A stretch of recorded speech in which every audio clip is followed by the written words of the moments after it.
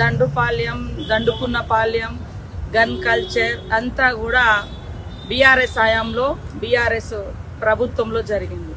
ఈరోజు కాంగ్రెస్ ప్రభుత్వం ప్రజాస్వామిక ప్రభుత్వం అందరి మంత్రులకు కూడా స్వేచ్ఛనిచ్చి తోటి సహచరుడుగా మా సీఎం గారు పనిచేస్తూ ఉన్నారు. వాళ్ళ సీఎంగా ఆ రోజు కేసీఆర్ ఉన్నప్పుడు ఫామ్ హౌస్కి ఆయన పరిమితం అయితే మరి 4 స్తంభాల ఆటలాగా పరిపాలన జరిగింది. ఈరోజు గన్ కల్చర్ అని అంటున్నారు. అయ్యా, అబద్ధాలు చెప్పడానికైనా కనీసం ఆలోచన ఉండాలి.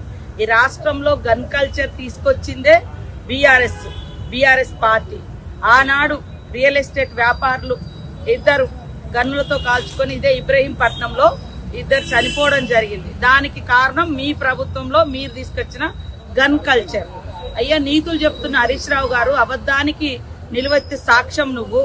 ఇవాళ సిద్దిపేట సబ్ రిజిస్ట్రార్ కార్యాలయంలో మీ హయాంలో మరి గన్ను చూపి 45 లక్షలు ఎత్తుకుపోయిన కల్చర్ మీ ప్రభుత్వంలో ఆనాడు జరిగినటువంటి గన్ కల్చర్. అట్లా రోడ్ల మీదనే 2 అడ్వకేట్ దంపతులను హత్య చేసి అత్యంత నిస్సిగ్గుగా ఈ రాష్ట్రంలో మరి రక్షణ లేదు అని చూపించుకున్న ప్రభుత్వం ఆనాడు కేసీఆర్ ప్రభుత్వం. ఇది మీ గన్ కల్చర్. ఈరోజు మాది ప్రజాప్రభుత్వంలో ప్రజలు స్వేచ్ఛగా ఉన్నారు. అదే విధంగా మంత్రులు కూడా స్వేచ్ఛగా మాట్లాడుతున్నారు. ఎంత నీచంగా తయారైనారంటే వాళ్ళ పత్రికలు, వాళ్ళ టీవీలు అబద్ధాలను ప్రచారం చేసుకోవడం కోసం వాళ్ళు నడిపిస్తున్నట్టుగా ఉంది. నేను ఒకటే సవాల్ చేస్తున్నా హరీష్ రావుకి. నేను ఎప్పుడు నా కుటుంబ సభ్యులను లాగలే గాని ఈరోజు నా తల్లిదండ్రుల మీద నేను ప్రమాణం చేసి చెప్పగలుగుతా. నిన్న క్యాబినెట్ లో ఒక్కటంటే ఒక్కటి వ్యక్తిగత విమర్శలు గాని, వ్యక్తిగత ప్రయోజనాల గురించి గాని, వ్యక్తుల గురించి గాని చర్చ జరగలేదని నేను చెప్పగలుగుతా. నన్ను గన్నా సమ్మక్క సాక్షిగా నేను చెప్పగలుగుతా. నీ అబద్ధాల పత్రికకు నువ్వు సేల్స్ మెన్ గా ఇవాళ నీ గుమస్తా తెలంగాణ తీసుకొచ్చి చూపించినావు కదా, దాంట్లో అది నిజమే అని నువ్వు చేయగలుగుతావనే. ఎందుకే అబద్ధాలు అనేది నిజంగా అది మన ఆత్మ విశ్వాసాన్ని దెబ్బతీస్తుంది, వ్యక్తిత్వాన్ని దెబ్బతీస్తుంది.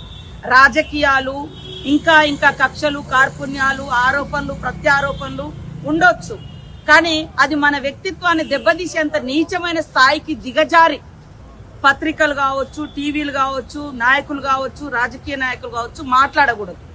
నిన్న నేను చెప్తున్నా కదా, మేము ఇండివిజువల్ గా ముఖ్యమంత్రి గారితో మాట్లాడుకున్న సందర్భంలో గాని, అదే విధంగా మన కేబినెట్ లో మాట్లాడుకున్న సందర్భంలో గాని ఎక్కడ కించిత్ 1% కూడా ఏ పర్సన్ గురించి, ఏ వ్యక్తి గురించి చర్చ జరగలేదు. ఇది నా సవాల్.